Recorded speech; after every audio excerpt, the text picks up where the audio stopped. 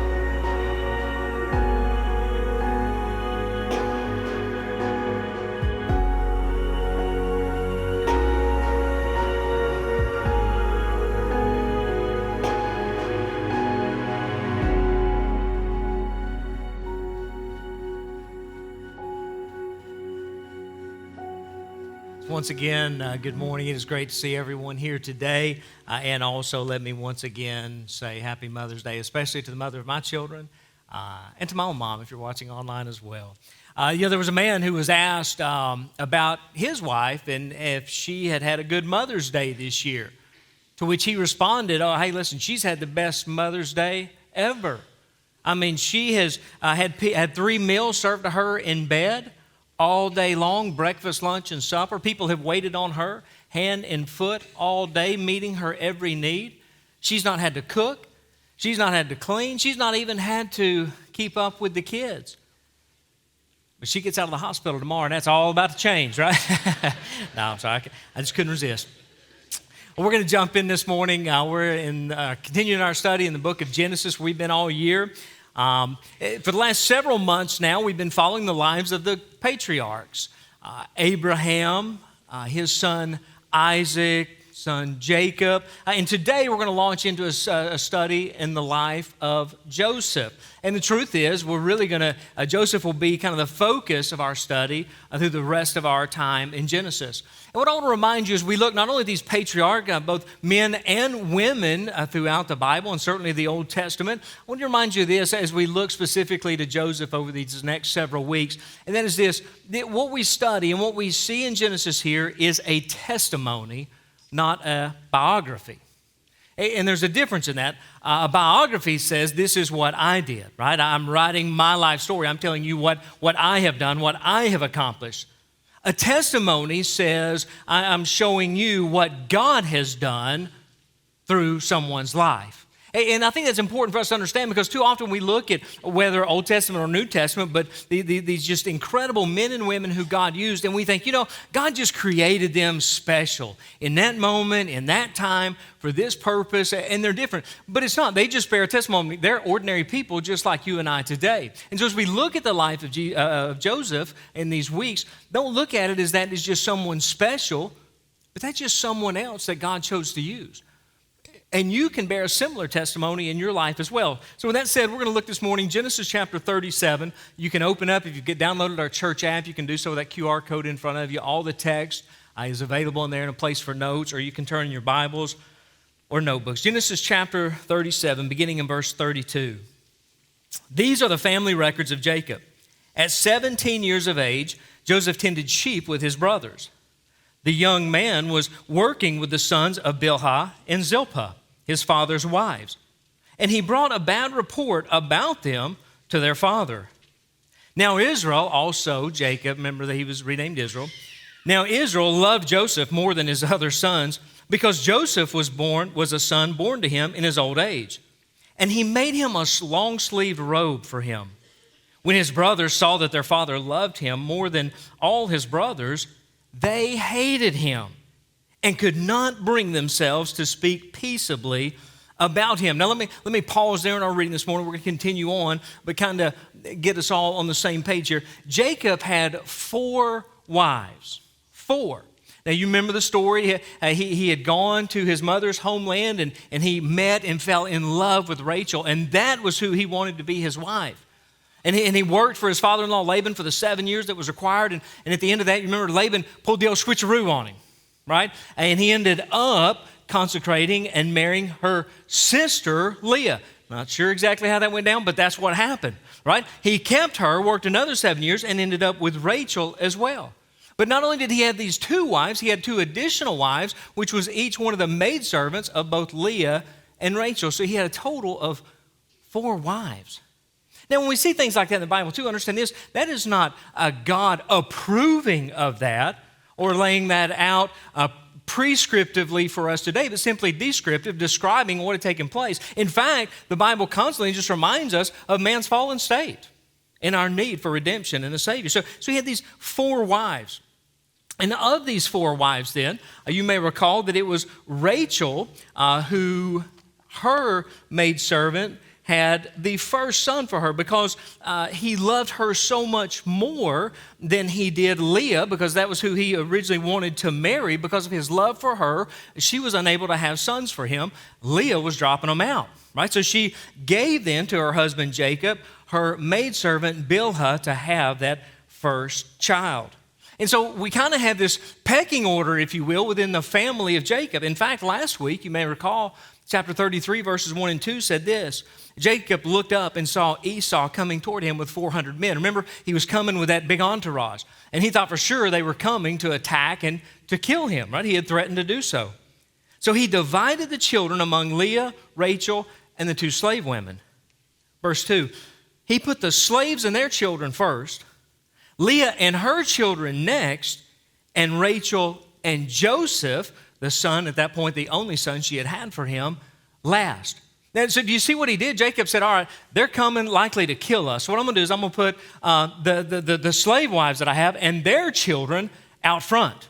Next, Leah and her children, and then finally Rachel and Joseph in the back, right? Thinking this, remember, he led the way, but he thought if they attack us, the ones up front, they're the ones that get wiped out first. Right? And the farther you are back, the more likely you can get away and escape with your life. So obviously, he loved Rachel and Joseph, who he had at the very rear, more than any of the others. Now, the next chapter, in chapter 35, or 2 chapters later, we see where Rachel actually gives birth to Benjamin, the 12th son, which would be the 12 tribes of Jacob. This would be her only other son. In fact, she died giving birth to him. And the place that she gave birth and the place that she died as well is also the exact place that Jesus Christ would be born as well, a place that would later be called Bethlehem. And so in all, Rachel had bore 2 sons to Jacob, Joseph and then Benjamin. Now, to also kind of frame this up for you, Benjamin was likely 10 years old or younger at the time this story took place, right? So he was still in those likely adolescent years at this time. Joseph had his 10 older brothers, though, and the text tells us that his brothers literally hated him, right? They hated him. And what you have to understand about his brothers, they weren't exactly altar boys, right? They weren't good guys at all. In fact, 2 of them, Simeon and Levi, 2 of the sons of Leah, they were the 2 that slaughtered the men of Shechem.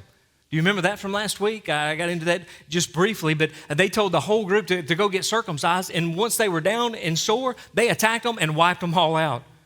Judah, another son of Levi, we're going to see in chapter 38, man, he has even worse exploits in that chapter. Then Reuben, another son of Leah, he's the one who actually slept with Bilhah, who was one of Jacob's wives. slept with her, and had children. And so because of Reuben's violation, it's believed that that is what forfeited then his birthright, because he was the eldest son of Jacob, and he would have that birthright to have 2/3 of all of the estate, if you will. But because of his act with Bilhah, it's believed that it was then that Jacob gave Joseph that mantle of the birthright, which was represented by what we often refer to as the coat of many colors, what we just saw in verse 3 here, that long sleeve coat.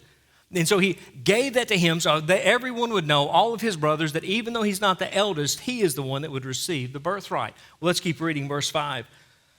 Then Joseph had a dream. When he told it to his brothers, they hated him even more. He said to them, listen to this dream I had. There we were, binding sheaves of grain in the field. Suddenly, my sheaf stood up, and your sheaves gathered around it and bowed down to my sheaf. Are you really going to reign over us? His brothers asked him. Are you really going to rule us? So they hated him even more because of his dream and because of what he had said to them. Then he had another dream and told it to his brothers. Look, he said, I had another dream. And this time the sun, moon, and 11 stars, remember he had 11 brothers, were bowing down to me. He told his father and brothers, and his father rebuked him. What kind of dream is this that you've had, he said. Am I and your mother and your brothers really going to come and bow down to the ground before you? His brothers were jealous of him, but his father kept the matter in his mind or in his heart. Well, God, we see here, gave these visions, these special visions to Joseph. And there's a few things I want us to understand about this. First of all, we see not only was he favored by his father Jacob, but Joseph was also favored by God. I mean, out of all the sons of Jacob, he chose him to give these visions to. And we've seen throughout our study in Genesis where God gives dreams or visions to different people.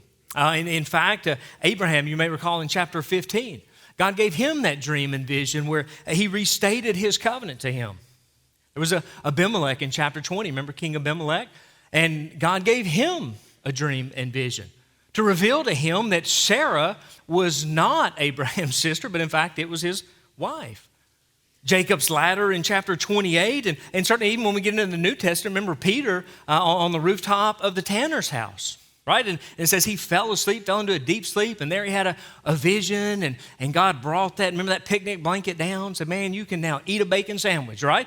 Be telling me pork's on the menu now, right? But the whole point of that was not just the things you can eat, but those you can associate with, talking about the Gentiles as well. So we see throughout Scripture where God does give dreams and visions to people at different times for different seasons. If I'm honest to you today, hey, there have been times in my life where I've had what you would call a dream that later came to be true, or it was something that I believe God was really using to warn me about in my own life. But that doesn't happen very often. But I've had times where I do believe those thoughts, those dreams were from God. But I have a lot of dreams, and typically they mean nothing, right? I mean, so sometimes everybody tries to parse out every little dream. Oh, this must be from God. I had a dream one time I was eating a giant marshmallow.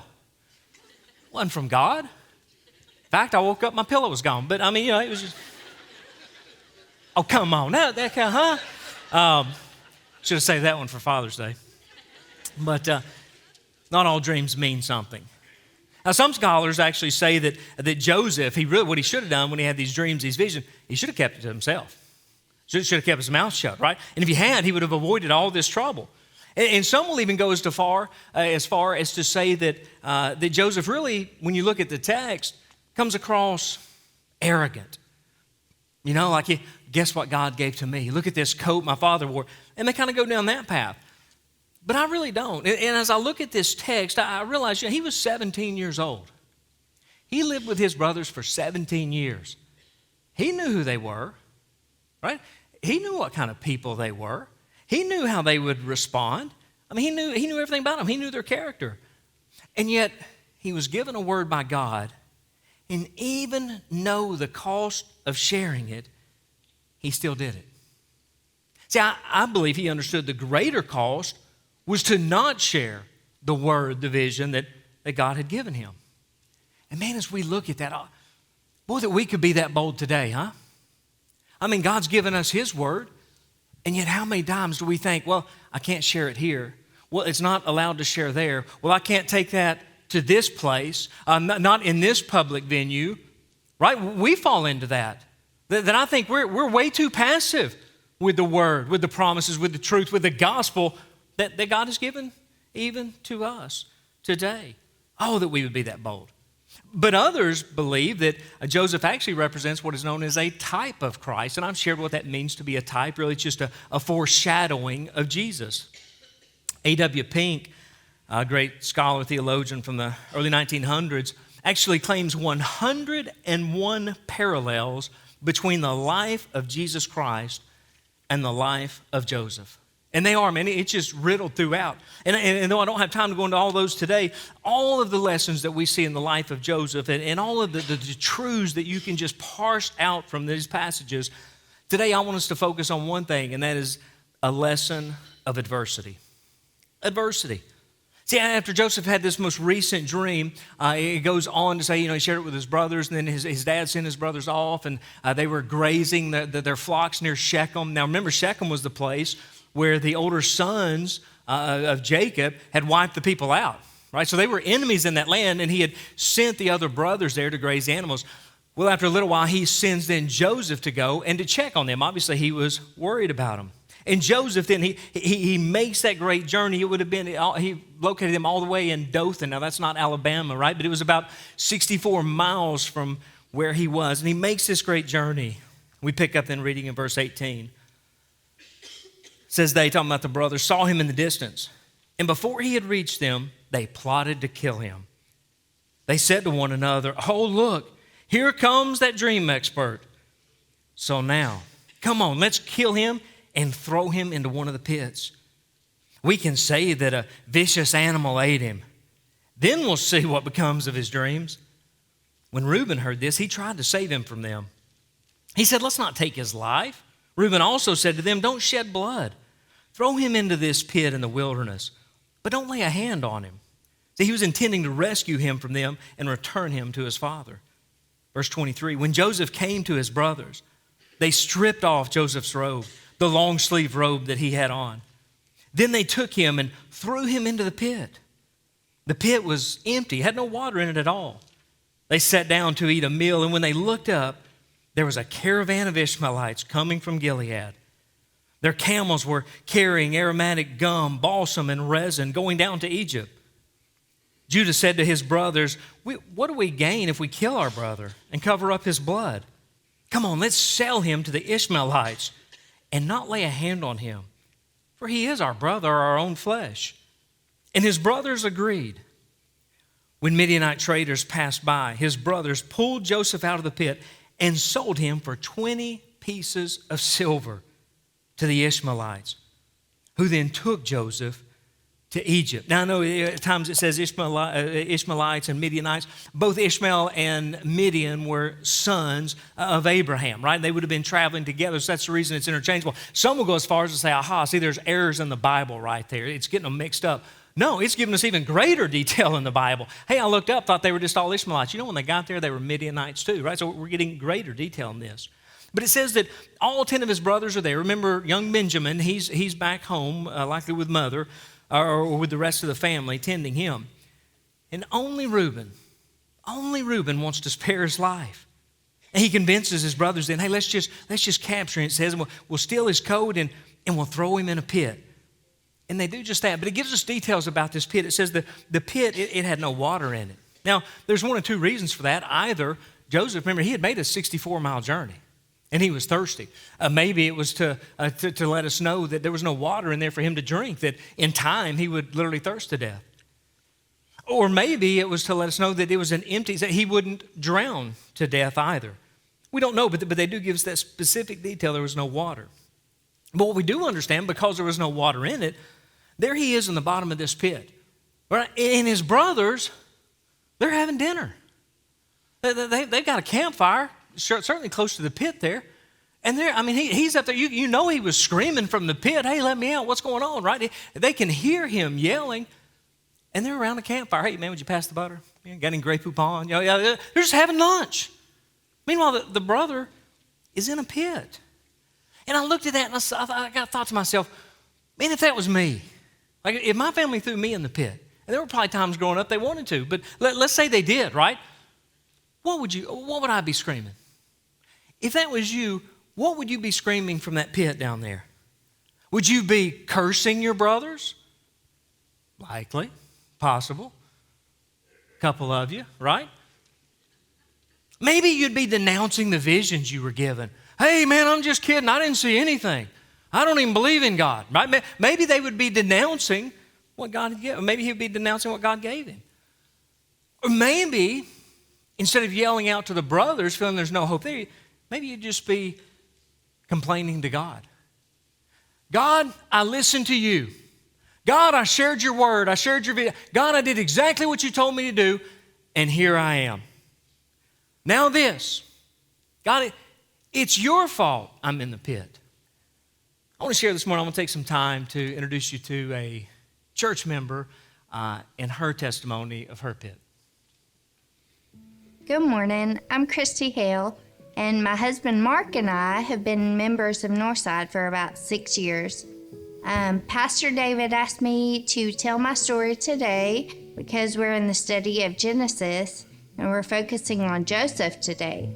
Now, Joseph was sold into slavery and he was thrown into a pit by his brothers.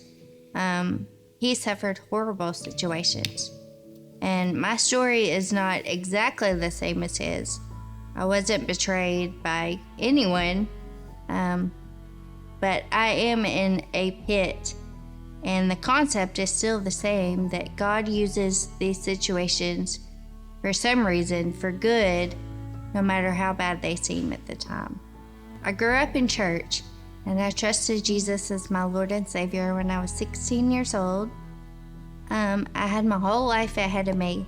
I planned to go to college, have a career in early childhood education.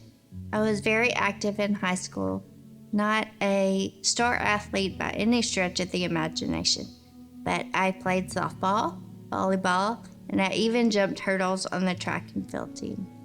Fast forward a few years to college. I did go to college, but I noticed my handwriting starting to change. It was just getting difficult to write smoothly, and I just thought, hey, it's time to start taking a laptop class and taking notes that way. So that's what I did. And then I graduated, and I'd always had migraines. So a routine appointment with my neurologist in 2010 turned into terrible news. He had found the cerebellum, a part in the brain that causes balance and coordination. He found that it was smaller than it should be. And so I was diagnosed with spinocerebellar ataxia, which is a fancy name that just means you lose your coordination and balance. I was relatively young at that point, so I didn't really think much about it. I thought, yeah, I'm diagnosed with this, but it's not affecting my life very much. I met Mark, and we got married 2 years later. Our wedding was on the beach, and as I walked down the aisle, I noticed that it was starting to get hard to walk in the sand. Yeah, I would stumble and fall every now and then, but I just chalked it up to being clumsy. Our life together started out pretty normal, and it was great. And then we struggled to get pregnant, and we finally did, and we had Crockett. And as much as having a baby is a miracle in itself, my body kind of went crazy afterwards. Just the added weight of being pregnant caused my balance to go haywire. Now, spinocerebellar ataxia is a slowly progressive disorder, but just that life change of my body going through that made it all the more difficult to, keep my balance. And so then for years, I struggled with swallowing my pride and asking for help. It completely started to affect my life and my emotions. So I started having to use my constant companion, my rollator, and just to walk without falling. I wanted, to be safe. And so I finally just decided, hey, I need something to help me. I still struggle a lot every day. It's not safe for me to drive anymore, which that was a huge life change. I work part-time from home. My physical fatigue kind of takes over. I kind of have to structure my days around that to allow time for my body to rest, which is something that I haven't been used to. I can no longer do some things that I used to do just so easily, like mowing the grass. We were talking about that earlier. I used to be able to do that, no problem. I didn't even think anything about it. And now it's a struggle. Joseph was thrown into the pit in his story, and I'm still in the pit in my earthly life. And God allows these things to happen to us for some reason. And sometimes we're lucky enough, blessed enough to see why later on and to understand kind of why we went through these things. I'm comforted by Isaiah chapter 55, verse 9, that says, just as the heavens are higher than the earth, so are my ways higher than your ways, and my thoughts higher than your thoughts. It has taken me a long time to realize that God is in control, and it's really His story instead of my story. It's His writing of my life, and it's not all about me, it's all about Him. And it's taken me a long time to get to that point. I know that God uses these pits for some reason in our lives. And I'm sure any one of you could get up here and tell about a trial that you've been through or that you're going through. And sometimes we can understand later on why, and sometimes not. We just have to trust that God is sovereign and His ways are much higher than our ways. And there's some reason that we're going through what we're going through in this earthly life. We may not be healed while we're here on earth, but a better life is waiting for us.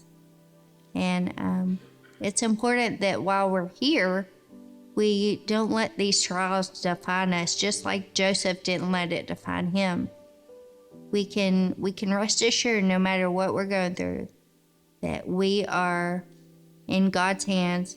He has a plan, and we're still His beloved children. Well, I asked Christy to share a testimony. I know that wasn't easy to do, but I did so for this reason, because I've had the privilege not to just hear a testimony, but to see it, to watch them, to watch their lives through much of their journey with this, and to watch them serve faithfully. Her husband, Mark, is standing right there behind that guitar nearly every Sunday. She continues to teach and lead here in the church. She said earlier she's in a pit, but what I so appreciate, she's not living there. She's not letting it define her. They're enjoying what they can do instead of just complaining about the things they can't do. And that's what I want us to see today. Listen, your circumstances don't define you either, unless you let it. If you allow your hardships, if you allow that pit to define you, it will. But I want you to look at this pit in Joseph's life. And we're going to wrap up quickly, but this pit that he was in, you know, when you think about it, that pit saved his life, didn't it? I mean, he didn't know it, but the alternative to this pit was death. His brothers wanted to kill him. Benjamin told him, no, let's just throw him in this pit. So the pit really was His providence. It was God's provision for him in that moment. Now, it probably didn't seem like it to Joseph at that time, and it probably seemed like it was forever. But you know, the story tells us he was only in that pit for likely hours. He didn't know it, but there was a caravan of salvation already headed his way. And from of all people, it would be the Ishmaelites. And I looked at it and I thought, how often do we see our pit? Do we see the situation we're in? Do we see this circumstance? Do we see our pit? Do we look at that and we think, man, this is worst case scenario. It just can't get any worse for this than this. It's going to last forever. That is the pit that I'm in. And you may be in a pit, but just maybe, it's God's provision. Just maybe God has a caravan headed your way too. He's coming to get you out of that pit. I wrote this down, and you may or may not appreciate it, but here's what we know about Joseph that he didn't know. That pit was not going to be his pad. He wasn't going to live there. In fact, I'm going to jump ahead, Genesis 39, verses 1 and 2. Now, Joseph had been taken to Egypt after they brought him out of the pit. An Egyptian named Potiphar, an officer of Pharaoh, and the captain of the guards bought him from the Ishmaelites who had brought him there. The Lord was with Joseph, and he became a successful man, serving in the household of his Egyptian master. Friends, he went from the pit to a palace. He had it better than ever before. And I want us to understand, listen, where you are does not determine who you are. You hear me? And your situation does not have to become your destination. Christy mentioned that she wasn't betrayed by anyone like Joseph and his brothers. And that's true. But I think too often when we land in a pit, those circumstances that are beyond our control, we feel betrayed by God. God, something bad happened. How could you let this happen? Bad things aren't supposed to happen to good people. Bad things aren't supposed to happen. God, how could you? We get in a pit in life and we want to blame God. We feel like He has somehow betrayed us. But I want to just encourage, hey, listen, is that pit a provision? Is God actually protecting you from something else? Is God going to use that for something even greater? You know what it comes down to when I thought about that? When Joseph was in that pit, and when you're in your pit, it all comes down to this. Are you going to look down? Well, this is where nothing, life's just horrible. This is awful. I can't believe this happened to me. God betrayed me. Or are you going to look up? God, I don't like this. I don't understand this. I don't want this. But I trust you in this. Hey, in your pit, are you looking down? Or are you looking up?